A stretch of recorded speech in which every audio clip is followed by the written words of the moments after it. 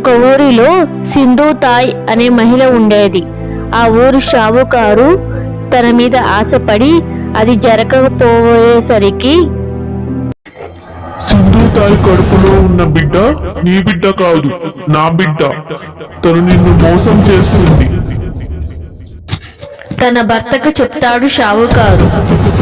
అది విన్న సింధూతాయి భర్త తన మీద అరుస్తూ, నీ కడుపులో ఉన్న బిడ్డ నా బిడ్డ కాదు, ఆ షావుకారు బిడ్డ. సింధూతాయి కడుపు మీద తనని పశువుల పాకలోకి పడవేస్తాడు తన భర్త. తనని చాలా బాగా కొట్టడం వల్ల తను స్పృహ కోల్పోతుంది. అంతేకాదు, తను ఒక ఆడపిల్లకు జన్మనిస్తుంది. మిగిలిన పశువులు సింధూతాయిని తన బిడ్డను తొక్కకుండా ఒక ఆవు కాపలా కాస్తూ ఉంటుంది.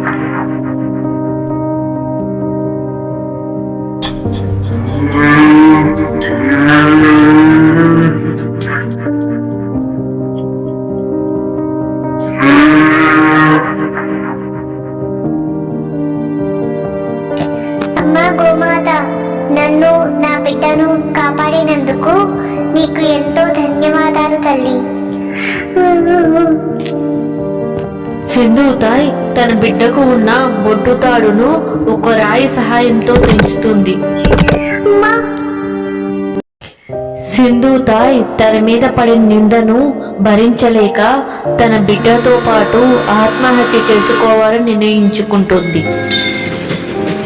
తన బిడ్డ మొహం చూసిన సింధూతాయ్ ఆ పని చెయ్యలేక భిక్షాటన చేసుకుంటుంది.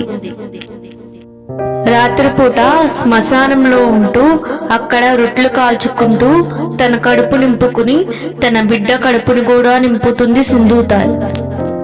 సింధూతాయ్ భిక్షాటన చేసేటప్పుడు ఎంతో మంది పిల్లలు అనాథులుగా ఉండడం చూసి వారిని హక్కును చేర్చుకుని తన బిడ్డలుగా పెంచుతుంది.